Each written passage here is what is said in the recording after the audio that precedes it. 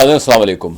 मुबाहिसा में आप सभी का खैर मकदम है। मैं हूं आपका मेज़बान सैयद बाक़िर। आज के इस प्रोग्राम में हम बात करेंगे, रुख करेंगे उसी मामले का जिस पर दुनिया खामोश है। कोई दिन ऐसा नहीं जा रहा है जिस दिन इसराइल के हमले ना होते हों। अगर हम सिर्फ 24 घंटों की बात करें तो 40 से ज़ायद गाज़ा में फ़लस्तीनी शहीद हो चुके हैं, जिसमें एक 6 माह के बच्चे के साथ दीगर मासूम बच्चों की बड़ी तादाद शामिल है, ख़वातीन की तादाद शामिल है।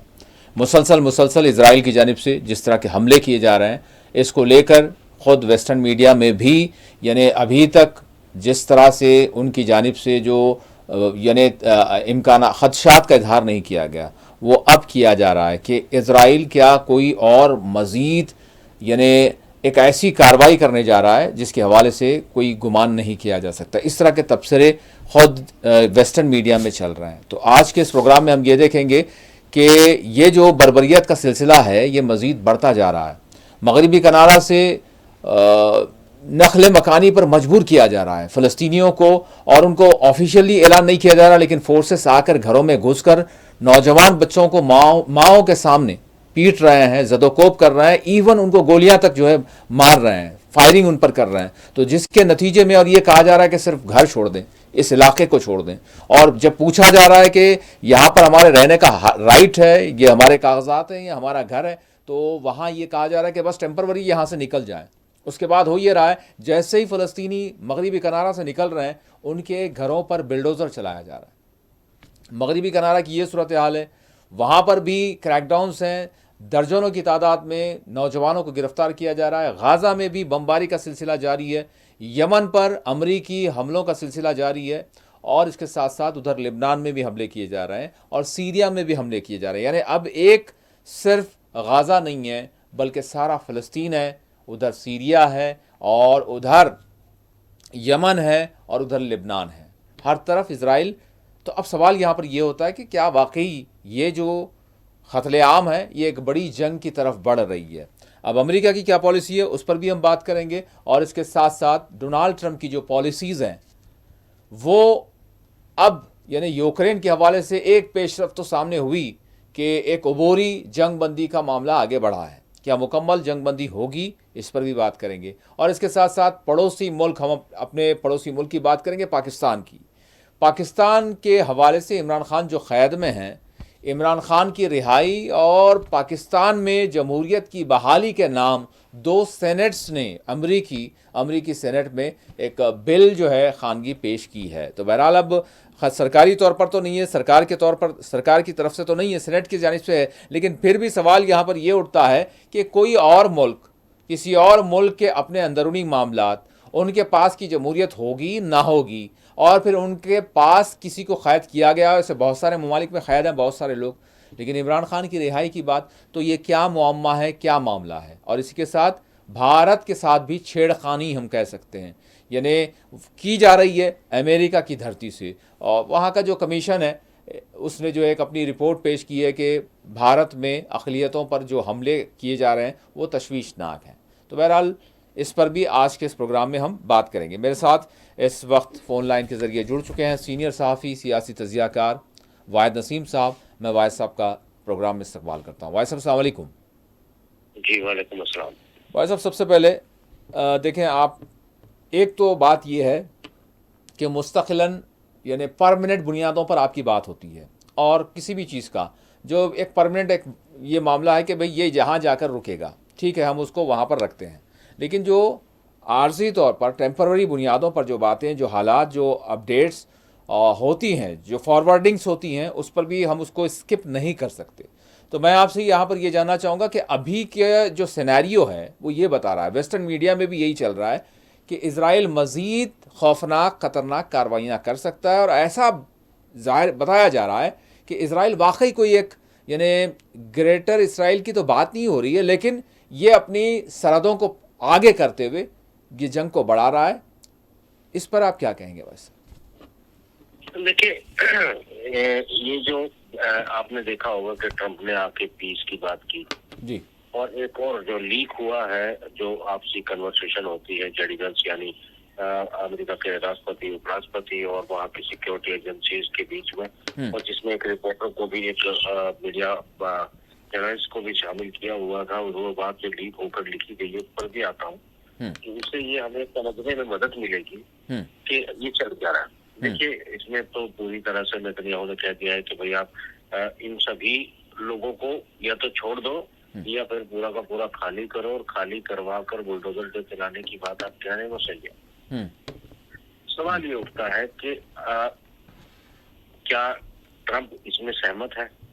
अगर सहमत होता तो पीई की बात क्यों करता? किस दबाव में है ट्रंप? भी किस दबाव में है? यानी अगर हम ये माने कि क्या ट्रंप ने पूरी की पूरी जो डीप स्टेट थी अमेरिका की उसे क्रैक कर दिया, उसे ब्रेक कर दिया, तोड़ दिया, और दुनिया अब उसके चुंगल से आजाद हो गई है? ऐसा बिल्कुल भी नहीं है। इसमें कोई शक नहीं है, एक बड़ा हमला पूरी ट्रंप की टीम ने किया है।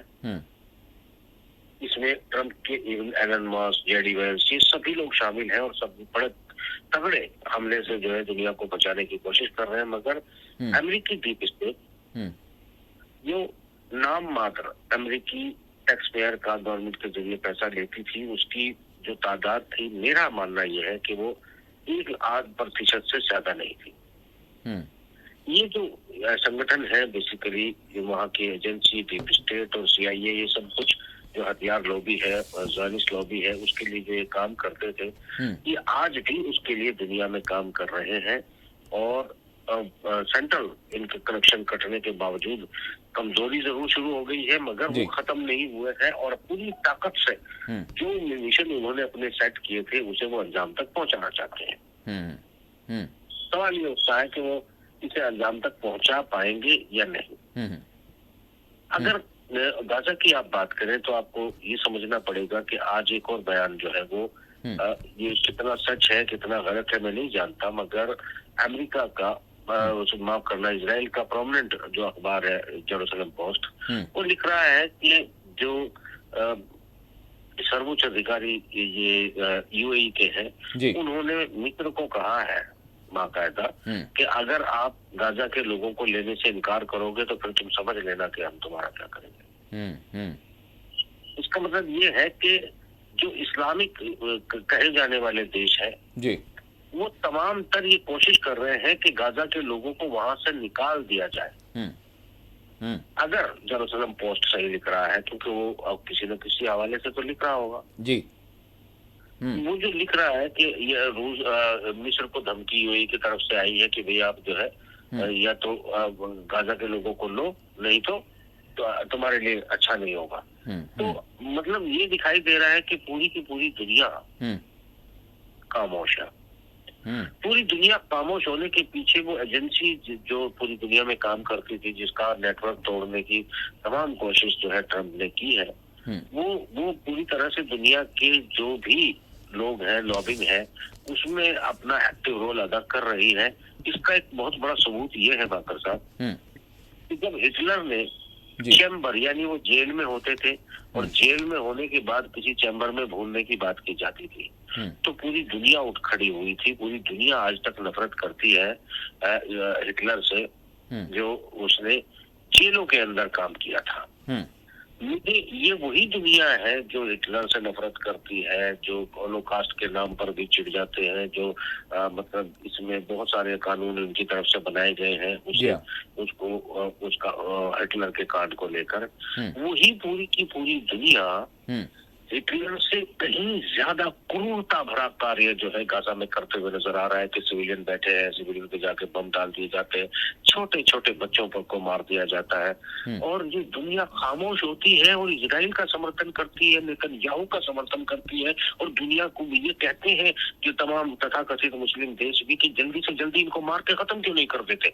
तो मुझे इस दुनिया का चरित्र, इन लोगों का चरित्र समझ में नहीं आता है कि दरअसल ये इंसान जो है वो कैसे है, क्या है ये बेसिकली। मतलब मैं बड़ा उलझ गया हूँ अगर इंसानी प्रवृत्ति को देखने की कोशिश और समझने की कोशिश करता हूँ कि एक तरफ जो है ये जब यहूदियों पर हमला होता है तो ये हिटलर जब को आज तक नफरत की नजर से देखा जाता है, जर्मनी के टुकड़े टुकड़े कर दिए, हिटलर को मरने पे मजबूर कर दिया, तो सेकंड वर्ल्ड वॉर हो गया।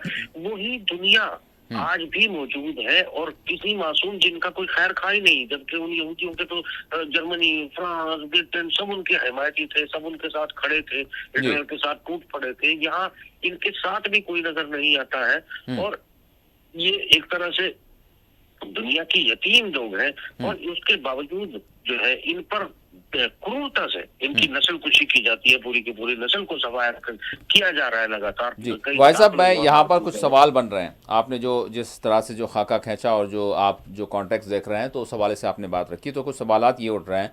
वो ये है कि मामला ये है कि गाज़ा का, फ़लस्तीन का मामला, अब आपका एक अपना नुक्ता नज़र है, लेकिन इसके साथ साथ आप ये कहते हैं कि सारे जो लड़ाई झगड़े के मामलात हैं, ये यानी ये जो डिस्प्यूट्स हैं, ये फिर जंगें हैं, तो ये बिल्कुल इसका कोई मज़हब से ताल्लुक़ नहीं है। आपका एक नुक्ता नज़र ये है। उसके बाद फिर दूसरा ये भी होता है आपका कि हाँ, मजहबी भी है, जिसमें ख़ास जैसे इज़राइल की बात करें तो वो बिल्कुल यानी अपने मजहबी सेंटिमेंट भी उसमें शामिल हाल हैं, फिर साथ ही साथ दीगर मामला भी शामिल हाल हैं।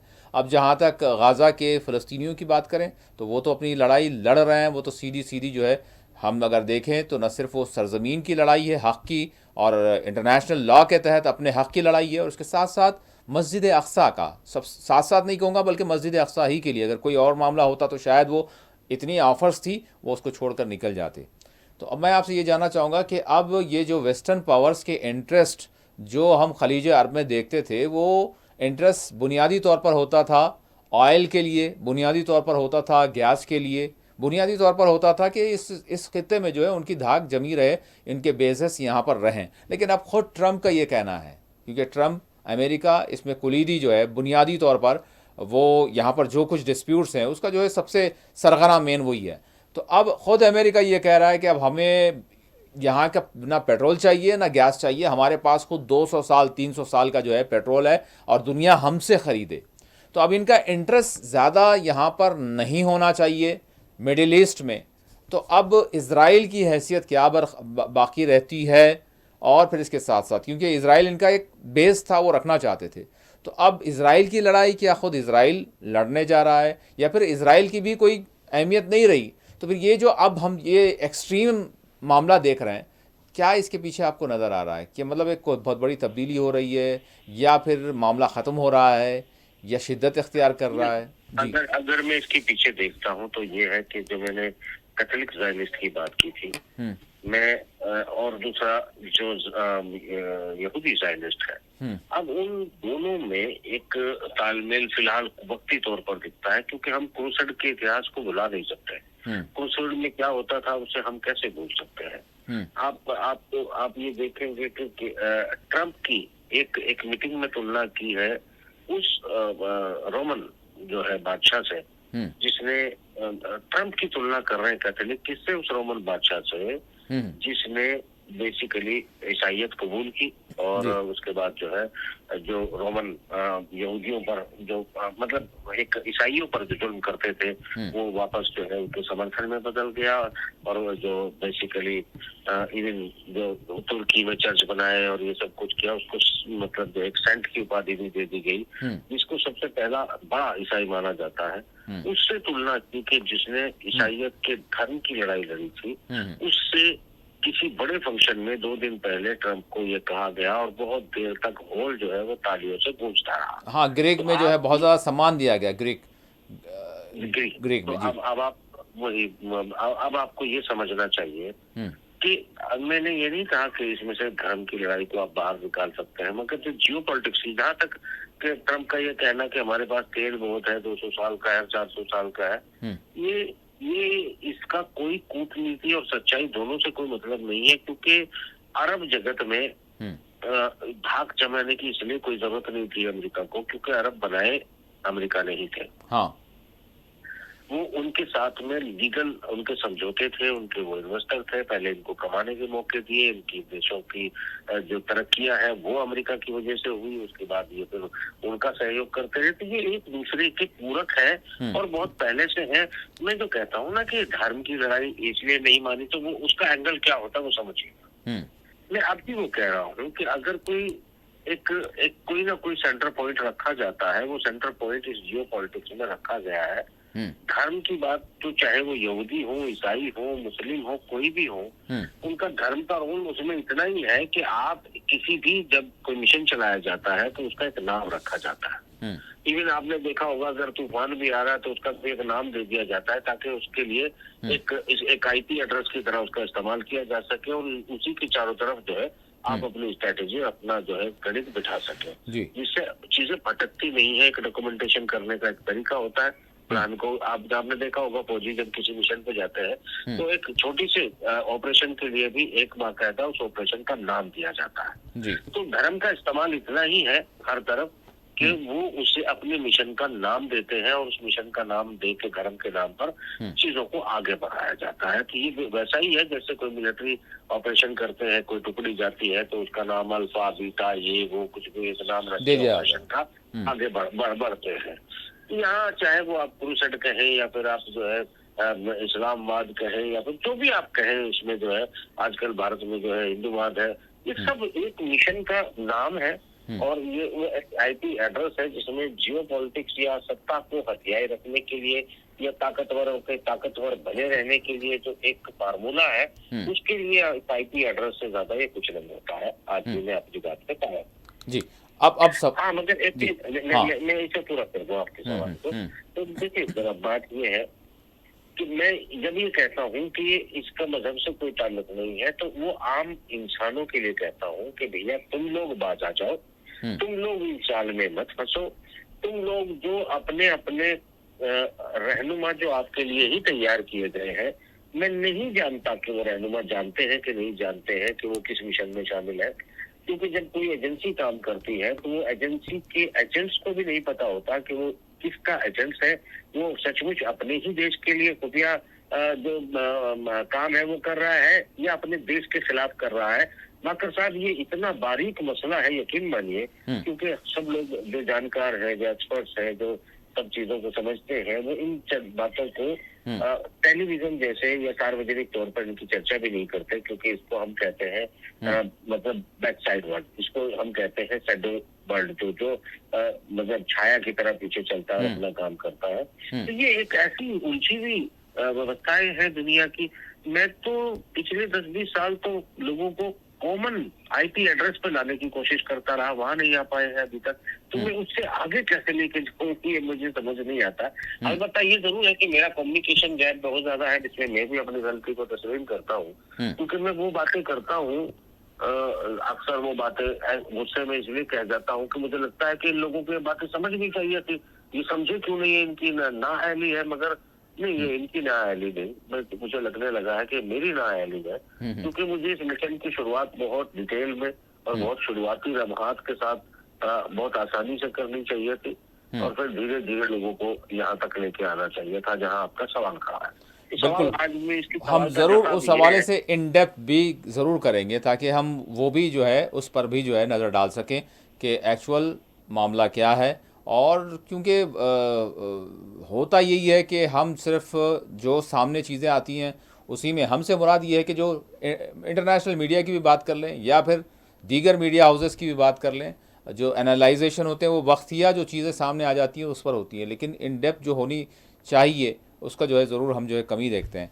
तो वैसे सब हम तो हमारी कोशिश यही होती है कि हम न सिर्फ ख़बर बल्कि ख़बर की जो ख़बर होती है उस पर भी हम नज़र डालते हैं और उसका सारा कॉन्टेक्स्ट हम जो है सामने लाने की पूरी कोशिश करते हैं। बिल्कुल करेंगे, हम उस पर इन डेप्थ ज़रूर करेंगे। वैसे अब मैं यहाँ पर ये जानना चाहूँगा कि अभी जिस तरह के हमले हो रहे हैं, अभी अगर आपसे मैं ये पूछूँ कि 2 दिन, 4 दिन, 8 दिन या महीना क्या नक्शा नज़र आ रहा है गाज़ा का, उसके बाद फिर हम यूक्रेन की तरफ जाएंगे, क्या नज़र आ फिर अच्छा फिर सिर्फ गाज़ा नहीं है, गाज़ा सिर्फ नहीं है, सीरिया भी है, सीरिया भी है, लेबनान भी है। जी जी जी, पहले गाज़ा के मसले को समझ गए जी। यकीन मानिएगा कि इस वक्त मीडिया से वो जो चीज हटा दी गई है और मीडिया में जिस बात की चर्चा नहीं हो रही है, इजराइल गृह युद्ध के आखिरी पायदान पर पहुंच चुका है। इजराइल में 70 से 80% पब्लिक एक तरफ है जो नेतन्याहू की इस युद्ध और गाजा की बर्बरता के खिलाफ है, और 25-30% वो लोग हैं जो पूरी तरह से जो है वो नेतन्याहू के साथ खड़े हैं। जी। और इनके बीच का टकराव ये है कि वहां के जो विपक्षी पार्टी के नेता है उन्होंने कह दिया है कि अगर अपने जुर्म को, अपने करप्शन को और को तस्लीम नहीं करता है नेतन्याहू, और जज को और जिस तरीके से निकालने की कोशिश कर रहा है और जिस तरह से इम्बेड के चीफ को निकाला है, निकाला। तो ये सब चीजें जो है अगर इन पर सही तरीके से काम नहीं करता है, कोर्ट के आदेश को नेतन्याहू नहीं मानता है, तो हम बगावत कर देंगे, हम गृह युद्ध के लिए तैयार हैं। तो ये बात मैं ख्याली तौर पे नहीं कह रहा हूँ, ये बात हालांकि हो सकता है मैंने 3-4 साल पहले ख्याली तौर पर ही बात की थी आपके साथ गृह युद्ध वाली, मगर आज ये वहां का विपक्षी लीडर कह रहा है। अब मेरा सवाल यहाँ पर यह है कि नेतन्याहू, क्या आप समझते हैं कि नेतन्याहू तने तनहा जो है अपनी ही जो है साख को बचाने के लिए या खुद को जो है मुकदमात से बचाने के लिए इतनी बड़ी जुरात कर सकता है, या फिर नेतन्याहू को ताकत कोई संभाली हुई है? देखिए, नेतन्याहू के पास दो ही रास्ते हैं, तीसरा रास्ता नहीं है। एक तो ये है कि वो चुपचाप वहां की जनता की दबाव में आके, इंटरनेशनल दबाव में आके अपनी गद्दी को छोड़ दे और सीधा जेल जाए जी, और जेल जाए, वो जाए, उसकी बीवी जाए, उसके बच्चे जाए और वो जिंदगी भर जेल में सड़ता रहे। हो सकता है उसे फांसी हो जाए, हो सकता है वो काफी मतलब भयानक सजा भुगते। दूसरा, उसके अपनी जान बचाने के लिए ये रास्ता है कि दुनिया अगर तबाही के मुहाने पर जाती है और दुनिया परमाणु युद्ध तक शामिल हो जाती है, तो कम से कम दुनिया जाए बाढ़ में, मेरी जिंदगी तो बचेगी। तो क्या इतना इतना इतना जो है उसका स्कोप है नेतन्याहू का कि वो इतना बड़ा चाहेगा तो होगा? देखिए, एक चीज मैं कह रहा हूँ कि ऐसी स्थिति बनाने का काम भी एजेंसियां करती हैं जिन एजेंसियों के जाल में, ये एजेंसियों का मालिक नहीं है नेतन्याहू। हाँ, ये भी एजेंसियों का एक मोहरा है और इसको इस हालात में लाने का काम उन एजेंसियों ने किया है कि डू एंड डाई, कोई रास्ता नहीं, ये तो करो या तो मरो। ऐसी सिचुएशन में लाने के लिए जिन एजेंसियों ने जाल बुना है, ये वही लोग हैं जो दुनिया के 70% आबादी को खत्म करना चाहते हैं।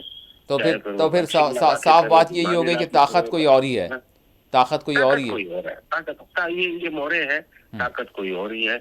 हमेशा जो हमें गद्दियों पर चेहरे दिखाई देते हैं वो सिर्फ मोहरे होते हैं। चेहरे मोहरे की जो आपने कहानी सुनी होगी ना, तो चेहरे मोहरे मतलब वो सिर्फ इनके लिए में जो राष्ट्रपति प्रधानमंत्री होते हैं, ये चेहरे मोहरे होते हैं। दरअसल ये चेहरे होते हैं मगर ये मोहरे होते हैं। आप अर्दोगान जैसे हालात आप देख रहे होंगे, नेतन्याहू के हालात, जिसका पूरा देश उसके हमला करता हो, उनकी सीनेट में हमला करता हो, नेतन्याहू पर हमले करता हो, उसके घर में आग लगा रहे हो, और वो उनकी अपने ही लोगों की बात न मानने के लिए मजबूर है, तो वो कोई ताकतवर प्रधानमंत्री या राष्ट्रपति नहीं है, बल्कि वो मोहरा है। और वो मोहरा जो है वो दिखाई देता है कि उसे सिर्फ वो करना है जो करने के लिए उसे मजबूर किया गया है। अब वो ताकत, उस ताकत के हवाले से नजर डालिए, वही मिलेगी। अब उस ताकत के हवाले से मैं जानना चाहूंगा कि वो ताकत एक्चुअल अब चाहती क्या है, मतलब क्या उसका एम है, क्या उसका टारगेट है? अच्छा, यहाँ पर ये देख रहे हैं कि मिडिल ईस्ट एक तरफ जो है, एक तरफ आग की नज़र है और दूसरी जानिब यूक्रेन भी है। तो जब अगर कोई ताकत है वो, तो अब इसके लिए क्या है, मतलब कहाँ पर वो अमन चाहती है, कहाँ पर वो शोरिश चाहती है, कहाँ पर वो जो है मुकम्मल तौर पर परमानेंट पीस चाहती है, या फिर कहाँ पर वो ये चाहती है कि नहीं, पीस वीस नहीं चाहिए बल्कि सारी दुनिया में जो एक जंग हो जाए, और क्यों चाहती है, ये भी तो सवाल होगा। देखिए, एक बात आप समझिएगा जी, क्यों चाहती है इसके बारे में तो हम बहुत तफसीली गुफ्तगू कर चुके हैं, बहुत तफसीली कर चुके हैं। आज फिर बात करते हैं। यरूशलेम ये अब से नहीं है। यरूशलेम 8-10 हजार साल से ये जगह, यहाँ इसकी गलियों में कितनी बार खून इतना बहा है कि घोड़ों के घुटनों तक खून आ गया। इस शहर में कितनी बार लाशें देखी हैं, ये आप जानते हैं। इस शहर में कितनी बार जो है वो जेनोसाइड देखा है, ये आप जानते हैं। तो आप इसे दो लफ्जों में नहीं समेट सकते। यरूशलेम दुनिया की वो जगह है जहाँ पर खून खच्चर हमेशा कभी यहाँ से भाग कर जाते रहे हैं, तो कभी यहाँ पर भाग कर लोग आते रहे हैं। और जो भी एम्पायर हुए, जो भी ताकतें बनी, यानी रोमन एम्पायर था तो उसने आके कब्जा यरूशलेम पर जमाया, फिर ऑटोमन एम्पायर हुआ तो उन्होंने जाके यहाँ पर कब्जा जमाया। जब उमर रज़ियल्लाहु का जो खिलाफत का जो पहला दौर था तो उन्होंने आके जो है यरूशलेम पर ही सीधे आए। ईसा जो है वो यही, मतलब कुल मिलाकर आप समझ सकते हैं ना कि दुनिया में जितने नॉन प्रॉफिट माने जाते हैं, यानी ईश्वरीय दूत जिन्हें कहा जाए, नबी जिन्हें कहा जाए, जितने भी माने जाते हैं, उन सब का ताल्लुक जो है वो यरूशलेम से रहा है। और हुजूर पाक सल्लल्लाहु अलैहि वसल्लम का भी मस्जिद अक्सा के थ्रू सीधे सीधे जो है वहीं से कनेक्शन जुड़ जाता है। तो एक ऐसा शहर जहां दुनिया की 90% आबादी के मजहब उस शहर को अपने धार्मिक सेंटर पॉइंट मानते हो, तो आप उसे मजहब से बाहर निकाल देंगे और उस पर मजहबिक तौर पर जो है कब्जा करने की कोशिश नहीं करने की बात कहेंगे, तो वो पूरा सच नहीं होगा, झूठ होगा। तो कुल मिलाकर मैंने फिर कहा कि धर्म एक ऐसी चीज होती है जिसके नाम पर एक आईपी क्रिएट की जाती है और उस मिशन पर लोगों को आपको कन्विंस नहीं करना पड़ता, उसके लिए आपको पैसे खर्च नहीं करने पड़ते, उसके लिए आपको कपड़े नहीं बांटने पड़ते, उसके लिए आपको गुरु दक्षिणा देने की जरूरत नहीं पड़ती है। उसमें तो सिर्फ आपको चंद मोहरे तैयार करके ये साबित करना होता है मीडिया के जरिए कि ये दुनिया का सबसे बड़ा जो है वो आप लोग होते हैं। वो हम इस पूरे नाटक को बहुत अच्छे से जानते हैं और अपने सामने होते हुए खुद देखा है, कईयों को एडवाइस भी दी, तो पूरी दुनिया के बड़े गुरु बन गए हैं आजकल। तो कुल मिलाकर अपनी आंखों से सब चीजें देखने के बाद हम जानते हैं कि मोहरे किस तरह से तैयार किए जाते हैं और फिर पूरी दुनिया में उस मजहब और उस मसलक और उस दीन और उस धर्म को मानने वाला दुनिया के किसी भी कोने पे रहता है, तो वो सिर्फ उसी आईपी एड्रेस को जो है प्रोटोकॉल मान के उसी की तरफ दौड़ता है। उसके पास कोई रास्ता नहीं है। एक ऐसा खतरनाक टूल है जिसे, अच्छा मैं एक बात आपको बताता हूँ, जो लोग इसका इस्तेमाल कर रहे होते हैं, क्या वो खुदा को पाना चाहते हैं? बिल्कुल गलत है। अब ये क्यों धार्मिक नहीं है और धार्मिक कैसे है, दोनों बातों को आप मेरे ख्याल से हमें समझना चाहिए। यानी पूरी दुनिया को एक आईपी एक मैदान में इकट्ठा करने के लिए धर्म से बढ़िया कोई टूल हो नहीं सकता, क्योंकि वो अंदर से आवाज आती है और इंसान को ये पता है कि वो दुनिया के किसी चीज पर, पूरी दुनिया के 100% लोगों का एतबार नहीं है, मगर एक बात पर 100% लोग, पूरी दुनिया के 99 नहीं, 99.9 नहीं, 100% लोग ये बात जानते हैं कि इंसान को मौत आना निश्चित है और मरने के बाद इंसान कहीं तो जाता है। और वो जो कहीं जाता है, उस कहीं जाने को लेकर पूरी दुनिया में जो चीजें बनाई गई है या आई गई है या मंगाई गई है या आई है, खुद जो भी है, मैं इस विवाद में नहीं जाता, जो भी जो जिसको मानना है मान ले, मगर जो आखिर मौत तो आती है के बाद की कहानी है, यहीं से इन चीजों के साइकोलॉजिकल वारफेयर को जो है कैच करने की कोशिश करते हैं। वो लोग जो ये मानते हैं कि धर्म है कि नहीं उनके लिए इम्पोर्टेंट नहीं है, उनके लिए ताकत, पैसा, सत्ता, उसका नशा। तो सोचिए ना कि नमरूद जैसा आदमी अपने आप को कहे मैं खुदा हूँ, वो जानता था खुद भी कि वो खुदा नहीं है, मगर वो दावा कर रहा है, वो मीनार बना रहा है, वो इब्राहिम को खुदा के जो है तीर मारने निकल जाता है कि मैं तीर मार के तेरे खुदा को तो मार दूंगा। मतलब एक ऐसी बेवकूफी कि नमरूद नहीं जानता कि तू आसमान को छू भी नहीं सकता, मगर वो फिर भी कोशिश करता है। ये ह्यूमन टेंडेंसी इंसान की ताकत जब आती है तो वो पागलतर होता चला जाता है। तो वो कोशिश करता है कि इस आसमान को मैं अपनी जूती के नीचे दबा क्यों नहीं लेता। तो ये जो इंसान की एक प्रवृत्ति जो इंसान के अंदर होती है, ये शायद होती सबके अंदर है, मगर ये उभरती है हालात, मौका और सिम्टम्स को देखकर। तो ये जब उभरना शुरू होती है तो इंसान खुदा बनना शुरू हो जाता है। तो चंद बेवकूफ लोग खुदा बनने की तरफ दौड़ रहे हैं। यकीन मानिए इंशाल्लाह बहुत जल्दी, मैं आपका वादा कर रहा हूँ, जूतों से लोग उनको मारेंगे, सड़कों पर मुसलमान नहीं बनेगा उनका। ठीक है, ये वाहिद साहब ने जो बात की है, मतलब बड़ी बुनियादी सतह की है। तो इस हवाले से हम ब्रेक पर जाएंगे, क्योंकि ब्रेक पर जाने के बाद भी हम ज़रूर, क्योंकि इंटरनेशनली जो सिनेरियो इस वक्त दुनिया का बना हुआ है, जिसके इम्पैक्ट्स, जिसके असरात जो है सारी दुनिया पर हो रहे हैं, माशी सरगर्मियों पर हो रहे हैं, स्टॉक मार्केट पर हो रहे हैं, तिजारती मामलात में हो रहे हैं, लेन देन के मामलात में हो रहे हैं, क्योंकि बहुत सारी चीज़ें नाज़रीन आप यानी इसका आप तसव्वुर नहीं कर सकते। अगरचे आप सिंपल जिस तरह की ख़बरें, कोई हादसात की ख़बरें हैं और कोई जो है सियासी किसी पार्लियामेंट की, किसी असम्बली की ख़बरें, ये तो आप देख लेते हैं, लेकिन उससे हटकर जो सारी पार्लियामेंट्स का, दुनिया की जितनी भी हैं अलग अलग ममालिक की असम्बलियों का, सब का यानी कि अगर हम देखें दारो मदार इन्हिसार वो उस मुल्क की और उस खित्ते की और उसके साथ साथ उस यानी दुनिया की, हम कहेंगे कि मईशत से उसका ताल्लुक़ होता है। तो यहाँ पर बहुत सारे मामला तो रुके हुए हैं कि पता नहीं यूक्रेन के हवाले से क्या हो जाए, जिसकी वजह से हमारा कोई इन्वेस्टमेंट ख़राब ना हो जाए, रुक ना जाए, फंस ना जाए। इसी तरह से गाज़ा की अगर हम बात करें, देखिए मिडिल ईस्ट दुनिया के दौलतमंद तरीन ममालिक हैं वहाँ पर, अब वो भी जो इन्वेस्टर्स हैं वो भी कहीं ना कहीं रुके हुए हैं इस मामले को लेकर कि भाई अभी गाज़ा का मामला, फ़लस्तीन का मामला सॉल्व नहीं हुआ, पता नहीं क्या हो जाए, हमारे जो इन्वेस्टमेंट है हम कहीं भी करना चाहते हैं, किधर भी करना चाहते हैं, या फिर कोई और हमारे पास करना चाहता है, वो सब रुके हुए हैं, थमे हुए हैं, जिसका असर दुनिया की आलमी बाज़ार पर उसका असर होता है, और फिर वो जो असर होता है वो आपकी जेब तक आकर रुकता है। इसको आप जो है नज़रअंदाज नहीं कर सकते। और हालात से अगर हम मुराद बात लें तो वो सबसे अहम तरीन वो यही है। वैसे तो डिस्प्यूट्स बहुत सारे हैं, अफ्रीका में भी अगर हम देखें, सूडान में कुछ हो रहा है, उधर अल्जीरिया में कुछ हो रहा है, दीगर ममालिक है वहाँ पर कुछ हो रहा है, और इसी तरह से सब कॉन्टिनेंट पे देखें तो यहाँ पर भी बहुत कुछ हो रहा है। शायद नेक्स्ट क्या है वो उस हवाले से भी वाइस साहब से ज़रूर सवाल करूँगा मैं, लेकिन बुनियादी तौर पर दो इशूज़, एक यूक्रेन का और एक गाज़ा का, ये जिस तरह की सिचुएशन बनी हुई है, इसको लेकर जिस तरह से मैंने ब्रेक से पहले वाइस साहब इस बात को मैंने अर्ज़ किया था, वो यही है कि मतलब दुनिया कहीं ना कहीं थमी हुई है, रुकी हुई है। क्या इसको आप वाकई ये कहेंगे कि वाकई ऐसा है, या फिर ऐसी कोई बात नहीं है? क्योंकि बहुत सारे मामलात और बिज़नेस के मामलात, मईशत के मामलात, वो सारी चीज़ें ये कहा जा रहा है कि रुके हुए हैं, अभी जिस तरह से होना चाहिए वो नहीं हो रहे हैं। तो इसका इम्पैक्ट, और साथ ही साथ यूक्रेन के हवाले से अभी जो एक टेम्परवरी प्रोसेस आगे बढ़ा है सीज़ फायर के हवाले से, क्या ये परमानेंट होगा? एक चीज़ हो गई, एक यूक्रेन का रख लें, और दूसरा गाज़ा का तो हमारी नज़रों के सामने है। क्या आपको लग रहा है भाई साहब? देखिए, आप एक बात को गौर से देखें जी, कि एक तरफ जब ये पीस डील सऊदी अरब में बैठकर बार्गेन हो रही होती है, हाँ, तो अचानक यूक्रेन की तरफ से कोई बड़ा हमला जो है वो रूस के अंदर कर दिया जाता है, हाँ जी, हाँ, ताकि ये कोई बार्गेनिंग पर रेट बढ़ाने की या बार्गेन को अपने हक में करने की कवायद नहीं है यूक्रेन हाँ, प्रोवोक करना है। या, हाँ, मगर वो हो रहा है ना, लगातार हो रहा है। तो अच्छा, ट्रम्प इसका खैर मकदम, ट्रम्प ने तो जो है गाजा पीस को भी तो खैर मकदम ही किया था ना। जी हाँ, अब सवाल ये उठता है कि जिस भाषा में वो गाजा के खिलाफ या मजबूर होकर बोल सकता है, क्या वो यूक्रेन में ऐसा बोल सकता है?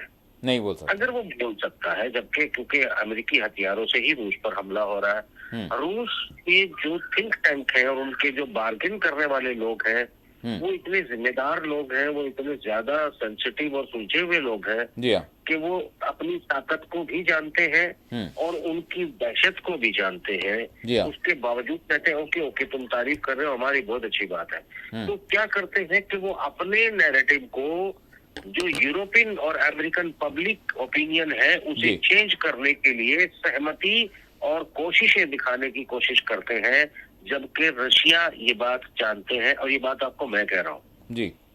तो बेसिकली रशिया ये बात जानता है बहुत अच्छे से, हाँ, कि ट्रम्प अगर इस डील को करने में सक्षम होता तो अभी तक कर चुका होता जी, क्योंकि एक तरफ यूरोप के साथ अमेरिका की तनातनी चल रही है, इवन ये धमकी के नाटों से निकल जाएंगे। इवन सबसे बड़ी बात क्या हुई है कि जेडी वेंस की और ट्रम्प की जो बातचीत है वो एक पत्रकार ने लीक कर दी है अमेरिका में। जी जी, वो बात को समझ ले तो पूरा खेल आपको समझ में आ जाएगा। जेडी वेंस ट्रम्प को कहते हैं कि हम यमन पे हमला क्यों करें, इसमें हमारा क्या फायदा है, हम क्यों लड़ाई लड़े दुनिया की, क्यों लड़ाई लड़े हम यूक्रेन के अंदर जो है यूरोप की, क्योंकि यूरोप जो है वो खर्चा कम करता है, और हम क्यों लड़े यूक्रेन में जाके, और हम गाजा में भी क्यों लड़े इजराइल की या यूरोप की लड़ाई, और हम यमन पे हमले क्यों करें, क्योंकि वो हमारी उसकी निजी दुश्मनी क्या है। उस पर ट्रम्प भी उसको कुछ जवाब देता है और ये पूरी की पूरी कन्वर्सेशन लीक हो जाती है। मतलब कहने का, अगर राष्ट्रपति और उपराष्ट्रपति अपनी मंशा से ये सब कुछ नहीं करना चाहते हैं, मगर ये सब कुछ हो रहा है। यही तो बात मैं आपको समझाना चाह रहा था। यही बात तो मैं आपको समझाना चाह रहा था कि इन तमाम एजेंसियों के सिर की जो रीढ़ है वो तो काट दी गई है, मगर इनका जो प्लान बी, प्लान सी जो इनका ऑप्शन था, इनको कैसे ऑपरेट किया जाएगा दुनिया के अंदर, उन शैतानी एजेंसियों ने, इन एजेंसियों को, जिसमें बहुत सारे लोग हैं, मैं बकर साहब अगर आपको ये बता दूं जो मैं नहीं बताना चाहता और नहीं बताऊंगा, कि आपकी जो खासतौर से मुस्लिम कम्युनिटी में कहाँ कौन कौन से नेटवर्क इनके रडार पे है जिसने इस पूरी की पूरी कौम को गुमराही के रास्ते पे ले जाके तबाह कर दिया, तो लोग या तो मुझे मार देंगे या खुद खुशी कर लेंगे। सीधी बात बताता हूँ आपको। तो वो नेटवर्क इतने खतरनाक होते हैं कि उनको तोड़ना इतना आसान, यानी ट्रम्प राष्ट्रपति हो गया, चीजें हो गया, पूरा नेटवर्क उन्होंने जो है कैथोलिक जायनिस्ट जो है क्रिश्चियनिटी का लेके आ गए हैं और लगातार एक के बाद एक स्ट्रक्चर को तोड़ रहे हैं जो इन्होंने 100 साल सैकड़ों सालों में तैयार किया था। मगर वो इतनी कामयाब अभी नहीं हो पा रहे हैं कि इसे खत्म कर दे, क्योंकि जो कंपनियां इन्होंने, मैंने एक बात बताई थी ना कि यहूदी पैसा जब कमाता है तो वो उसे ऐशो आराम के लिए नहीं कमाता, वो उसे खैरात करके सवाब करने के लिए नहीं कमाता है। वो कमाता है इसलिए कि मुझे इस पैसे का एक हथियार के तौर पे इस्तेमाल करना, पूरी दुनिया में इसे फैलाना और इसके जरिए दुनिया को अपना गुलाम बनाना है। तो इस बड़े सबसे बड़े हथियार के तौर पे जो इस्तेमाल इन्होंने किया, पूरी दुनिया में इनकी कंपनियां लगी हुई है, उन कंपनियों में एक फंड की जो है व्यवस्था की जाती है, फिर कुछ एक एजेंसी होती है, वो एजेंसियां एनजीओज, ये वो संगठन, खिलाड़ी, बड़े नाम वाले सिंगर, ये ऐसे ऐसे लोगों को प्लान करके इन्फ्लुएंसर्स को अपने कब्जे में रखते हैं और इनकी पैसों की फंडिंग और उनकी पॉपुलैरिटी, उनकी सारी चीजों को ऐसे मैनेज किया जाता है ना बाकर साहब, आप यकीन मानिए कि अगर इस दुनिया का 1% आदमी, कितना कह रहा हूं मैं, 1% आदमी भी इस गेम को समझ जाए कि जो चल रहा है, इनके साथ जो खिलवाड़ किया जा रहा है लगभग 100 सालों से, तो यकीन मानिए कि दुनिया का नक्शा बदल जाए। अफसोस तो ये है कि 1 अरब में से एक आदमी भी समझने वाला नहीं है, 1 अरब में से एक आदमी भी समझने वाला नहीं है।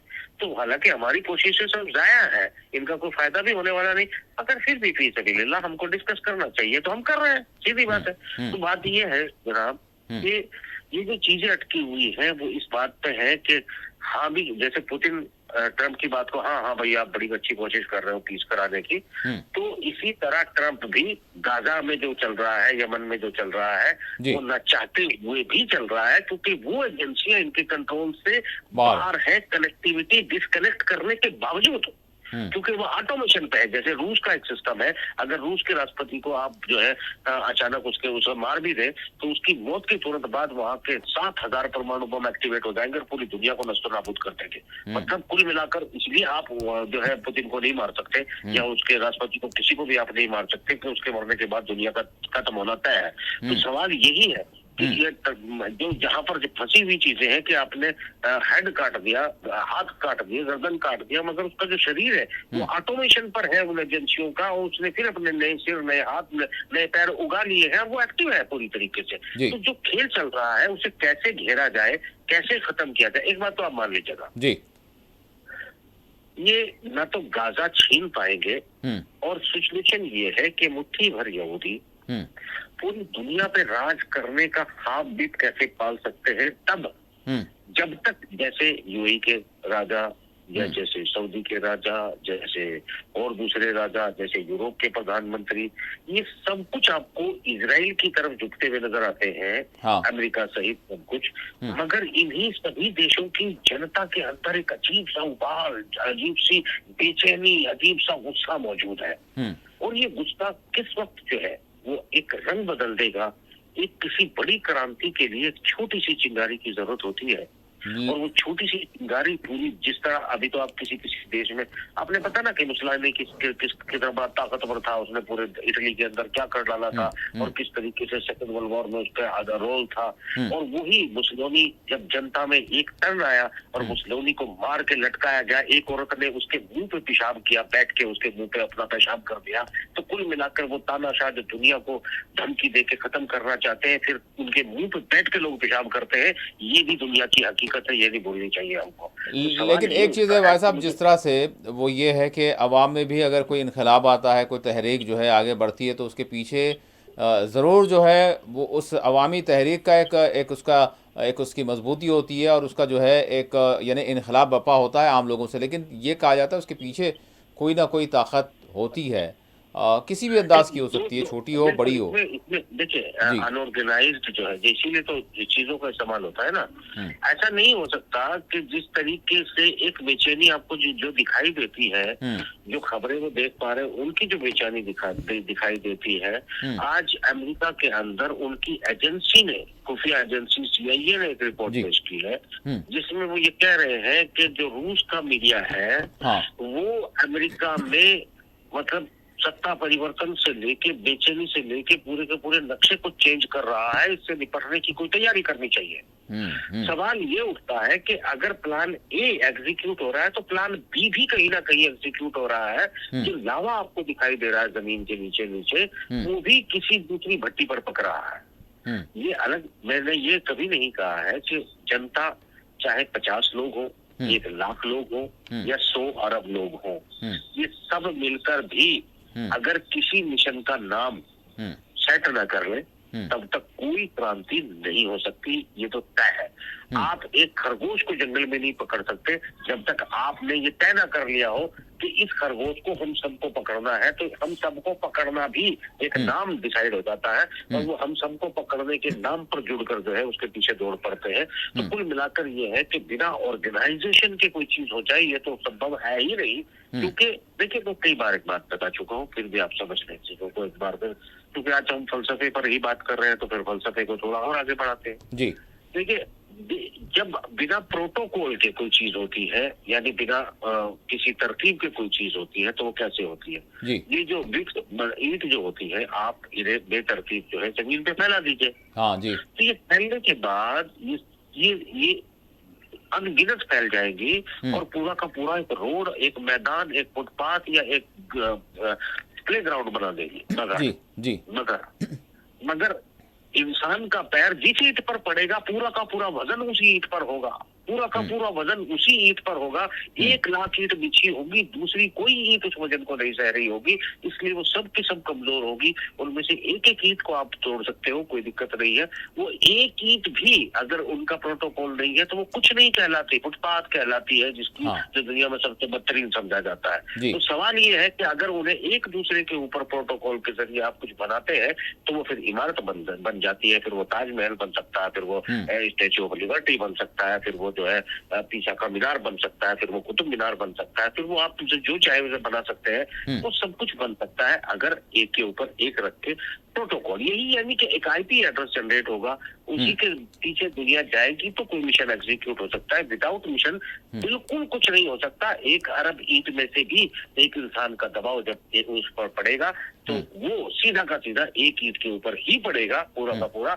1 अरब में उसका कोई फायदा या नुकसान होने वाला नहीं है। तो कुल मिलाकर मैं ये इस गलतफहमी में नहीं रहता हूँ कि कोई मिशन जो है वो बिना किसी मतलब प्रोटोकॉल के, या बिना किसी जुड़ाव के, या बिना किसी कनेक्टिविटी के, या बिना किसी IP एड्रेस के जनरेट हो सकता है। वो हो ही नहीं सकता। इसका तो मैंने कभी समर्थन किया ना मैं कर सकता, क्योंकि फलसफे के हिसाब से बिल्कुल कहीं किसी भी एंगल से सेट बैठता ही नहीं है, तो ये तो करना भी नहीं है। मगर जो मैं देख रहा हूँ ना, जो प्लान बी है, वो प्लान बी मुझे दिखाई देता है कि एक इंतजार, जैसे ये मैंने अभी आपको बताया अमेरिका के राष्ट्रपति की और उपराष्ट्रपति की बातचीत, उसमें उनकी एजेंसी के लोग भी शामिल हैं। गलती से एक पत्रकार रह गया, उसने पूरी की पूरी बात अपने अखबार में लिख दी कि इस तरह की बहस चल रही है। उससे ये तो खुल के सामने आया कि ट्रंप और JD Vance या इनकी टीम जो है ना तो गाजा में तबाही चाहती है, ना यूक्रेन में चाहती है, मगर ना ये यूक्रेन में रोक पा रहे हैं, ना गाजा में रोक पा रहे हैं। ठीक है, ये बात हो गई यूक्रेन की और गाजा की। अब आगे क्या होगा ये वक्त बताएगा। लेकिन अब मैं आपसे सवाल करूंगा सब कॉन्टिनेंट के हवाले से। सब कॉन्टिनेंट में अगर हम देखें तो आलमी सतह पर अक़वाम मुत्तहिदा के ज़रिए इंसानी हुकूक़ के हवाले से और ह्यूमन राइट्स कमीशन के हवाले से वो जो हम देख रहे हैं कि हर चंद दिनों में भारत के हवाले से, भारत के यानी मंशे के बिल्कुल ख़िलाफ़ कभी सिखों का मामला, कभी खालिस्तान का मामला, कभी कश्मीर का मामला, कभी भारत की माइनॉरिटीज़ का मामला, वो हम देख रहे हैं कि अक़वाम मुत्तहिदा के किसी भी इदारे की जानिब से तशवीश का इजहार और कोई ना कोई ऐसी कमीशन की रिपोर्ट, जिस तरह से अभी ताज़ा रिपोर्ट सामने आई है, तो भारत को चिढ़ाने वाली। और दूसरी तरफ हम देख रहे हैं कि पाकिस्तान के हवाले से पहले तो ये यानी ट्रंप की जानिब से क्या कुछ नहीं कहा गया कि अगर हमारी बात नहीं मानी जाएगी, न्यूक्लियर के हवाले से भी उन्होंने कहा था। अभी हम ये देख रहे हैं कि पाकिस्तान के हवाले से वहाँ के अमेरिका के 2 सेनेट्स, ठीक है, उनके कोई सरकारी सतह पर कोई बिल पेश नहीं की गई, लेकिन फिर भी क्या वजह है कि किसी और मुल्क के हवाले से किसी और मुल्क में तय किया जा रहा है कि यहाँ पर ये होना चाहिए, ये होना चाहिए, और ये क़ैद है तो उसकी रिहाई होनी चाहिए। तो क्या अगर कोई रिहा है या आज़ाद है तो क्या आप उसको क़ैद भी करवाने के लिए जो है कुछ कोशिशें करते हैं? अब मैं सब कॉन्टिनेंट के हवाले से आपसे जानना चाहूँगा कि किस तरह की सूरत हाल देख रहे हैं। एक तरफ भारत है, एक तरफ पाकिस्तान है, उधर अगर हम देखें तो बांग्लादेश है, और फिर बहरहाल अगर ये तो सब कॉन्टिनेंट हो गया। अब बड़ी ताकत की बात करें तो चाइना तो खैर बहरहाल बिजनेस कर रहा है, उसके हवाले से हम बात करेंगे कि उसका जो है रशिया के साथ क्या चल रहा है। लेकिन अब सब कॉन्टिनेंट के इन ममालिक की बात करें तो तीनों ममालिक में भी हम देख रहे हैं कि एक किस्म की कोई ना कोई बात है जिसको लेकर अक़वाम मुत्तहिदा के ज़रिए से कुछ ना कुछ आ रहा है, चाहे वो बांग्लादेश हो, चाहे भारत हो, चाहे पाकिस्तान हो। जी वैसे अगर इस बात को आपको समझना है तो मैं 2 बातें कहूंगा। एक तो हमारी WRA यानी रॉ के खिलाफ जो पाबंदी लगाने की सिफारिश की गई है, जो भारतीय माइनॉरिटी के ऊपर जो है भारतीय लोगों के दबाव की बात की गई है, इस ट्रैप में मैं गुजारिश करूंगा कि ना हिंदू ना मुस्लिम किसी को फंसना नहीं चाहिए, क्योंकि हमें जबान से क्या किया कहा जा रहा है, पेश क्या किया जा रहा है उसे समझना पड़ेगा, और जमीन पर क्या हो रहा है उसे भी समझना पड़ेगा बाकर साहब। तो आपको, हालांकि आपके पास टाइम कम है, मगर ये बहुत महत्वपूर्ण आपने बात उठाई है, क्योंकि बड़ी आसानी से ट्रैप में फंस जाते हैं। और मेरा काम फलसफे के जरिए यही समझाना है कि आप जिस बॉल में, जिस गेंद के साथ आप जो है आउट होने जा रहे हैं, उसकी हकीकत तो समझ लो क्या है। तो सवाल ये उठता है कि एक तरफ जब WRA को बैन करने की बात की जाती है, यानी रॉ को बैन करने की बात की जाती है अमेरिका के अंदर, तो अमेरिका की एजेंसी पे भारतीय सरकार की या भारतीय की तरफ से यह कहा जाना कि भाई ये जो एजेंसी है ये दोहरे मापदंड अपनाती है, भारत के खिलाफ काम करती है, और इसको अगर हम कहें कि ये उस एजेंसी को जवाब दिया गया है, तो ये जवाब ऐसे नहीं होता। मैं तो कहूंगा अगर हमारी एजेंसी को जी कोई बैन करने की बात करता है या उसे नेगेटिव बताने की बात करता है, तो हमें उसके खिलाफ उसी तरह का एक्शन लेना चाहिए। जबकि ट्रंप और जेडी वेंस, माफ करना, एलन मस्क खुद कहते हैं कि CIA ऑपरेटेड यूसेट, यूनाइटेड स्टेट की एजेंसी जो भारत के ज्यादातर प्रोजेक्टों में साझीदार है, नीति आयोग की नीतियों में शामिल है। अगर कोई हमारी खुफिया एजेंसी को जो है धमकी दे सकता है, तो हमें उसके खिलाफ एक्शन लेकर जेस्चर देना चाहिए, न कि सिर्फ बात कहनी चाहिए। उसकी वजह बताता हूँ क्या है आपके साथ, मैं आपको वो माइनॉरिटी पे भी आता हूँ। ये एक बात बताइएगा कि किसी भी दुनिया में, रशिया की KGB की, MI6 ब्रिटेन की है, ये अमेरिका की है, ये क्या करते हैं? ये इनके हीरोज होते हैं, और जो अपने देश के लिए दुनिया भर के देशों में जाके अपनी जिंदगी दांव पर लगाते हैं, दांव पर लगाकर अपने देश की रक्षा, सुरक्षा, अपनी फौजों की रक्षा, अपनी सरकारों, प्रधानमंत्रियों की रक्षा, अपनी जनता की रक्षा के लिए अपनी जिंदगी कुर्बान देते हैं, और इनके नाम भी कभी नहीं छापे जाते, इनके नाम भी कभी सामने नहीं आते। यानी इन एजेंसियों में काम करने वाले वो राष्ट्रभक्त होते हैं, वो देशभक्त लोग होते हैं, जिन्हें हम गुमनाम हीरो के नाम से हम जानते हैं। अगर हम में से किसी को मिले कोई, तो उसे माला पहनानी चाहिए, उसका खैर मकदम करना चाहिए, क्योंकि वो बिना किसी लालच के सिर्फ और सिर्फ देश के लिए काम करते हैं। वो किसी प्रधानमंत्री के प्रोटोकॉल को नहीं मानते, वो किसी राष्ट्रपति के प्रोटोकॉल के दबाव में नहीं करते, वो किसी आर्मी चीफ के दबाव के लिए काम नहीं करते, वो अपने देश के लिए काम करते हैं। तभी कोई एजेंसी जो है चल पाती है, तभी एजेंसी जमीन पर कोई काम कर पाती है। अगर आप ऐसी एजेंसियों को हम सिर्फ एक पार्टी के मकसद के लिए इस्तेमाल करें और उसके नाम का इस्तेमाल करें, तो ये हमारी भी कमजोरी है। बल्कि मैं कहूंगा कि ऐसी जिम्मेदार और जाबाज हीरोज जिसमें काम करते हो और अपनी कुर्बानियां देते हो, इनका पॉलिटिकल इस्तेमाल जो है वो एक, मैं उसे गद्दारी की श्रेणी में रखता हूँ। कम से कम बाकी सब चीजों को हम कर सकते हैं, पर इस मुद्दे पे आकर बहुत सेंसिटिव होना चाहिए। ये वही छाया सरकार की मैं बात कर रहा हूँ, डीप स्टेट की मैं बात कर रहा हूँ, जिसका पूरी दुनिया में चर्चा हो रही है। तो सवाल है कि इसे पूरी तरह से जेस्चर देना चाहिए। अब मैं मुसलमानों वाले बात पे आ जाता हूँ।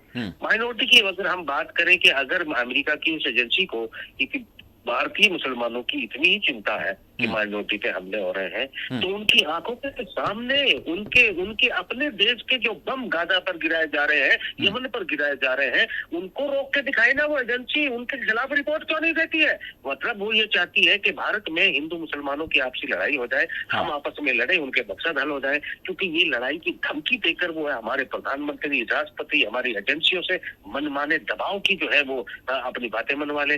जिस तरीके से देश में अग्रेशन का माहौल क्रिएट कर रखा है, वही हमारी देश की सरकार पर दबाव बनाकर ये टैरिफ कम करवा लेंगे, बातें मनवा लेंगे, डरा लेंगे, धमका लेंगे। कुछ हमारी गलतियां होंगी कि हम अपने जाबाजों की एजेंसियों का इस्तेमाल नाम ले लेकर अगर हम करेंगे, तो ऐसी चीजों के खिलाफ संबंध करके वो हमारा शोषण कर सकते हैं, हमारे देश का जो है ब्लैकमेलिंग कर सकते हैं। तो मैं ये कह रहा हूँ कि ये ऐसी चीजें हैं भाकर साहब कि मैं खास रूप से बता रहा हूँ कि इसे बढ़ा चढ़ा के पेश करने की, ऐसा इस पर चर्चा करने की जरूरत नहीं है, क्योंकि अगर मुसलमानों की भारत के उन्हें इतनी ही चिंता है तो सबसे पहले गाजा के लोगों को बचा के दिखाओ ना। बिल्कुल, उनकी जो वो उनकी खाना पीना रोक रखा है, पहले वो एजेंसी उनका खाना ही खुलवा दे, बाकी तो छोड़ दीजिएगा आप। तो हम बिल्कुल डिनाई करते हैं। मैं भारतीय मुसलमान होने के नाते ऐसी एजेंसी को धुतकारता हूँ, थूकता हूँ ऐसी एजेंसी पे जो झूठी और फ्रॉड और दुनिया के देश में किसी भी देश में जाके वहां डिस्टेबलाइज करने की बीज बोती हो, जिससे दोनों का नुकसान होगा। जब दो लोग लड़ते हैं ना तो उनमें दोनों का नुकसान होता है। हो सकता है एक का ज्यादा हो, एक का कम हो, बचता कोई भी नहीं।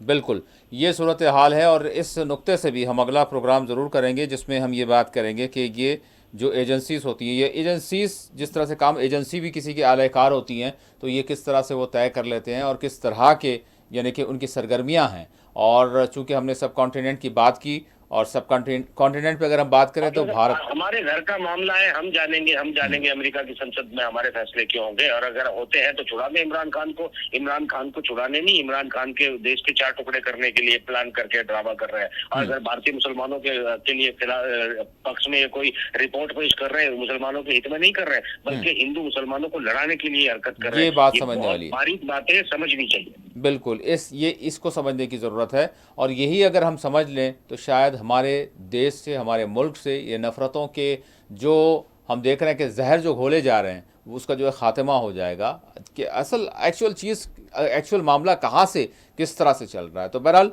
इस पर भी एक अलग प्रोग्राम ज़रूर करेंगे और उस पर भी जो मज़ीद जो है, जो अभी का जो सिनेरियो है, वैसे तो माजी की अगर हम बात करें, पास की बात करें, बहुत सारे प्रोग्राम्स हमने कर लिए हैं, लेकिन अभी जो अपडेट्स हैं, जो अभी करंट अफेयर्स हैं, जो जिस तरह के हालात चल रहे हैं, तो उसका मुआवजा करते हुए, उसको कंपेयर करते हुए मज़ीद आगे की सूरत हाल पर भी हम नज़र रखे हुए हैं और उस पर हम अगले प्रोग्राम में ज़रूर बात करेंगे। बहुत बहुत शुक्रिया वाहिद साहब, आपने वक्त दिया। नाज़रीन, इसी के साथ खुसूसी प्रोग्राम मुबाहिसा अपने अख्ताम को पहुँचता है।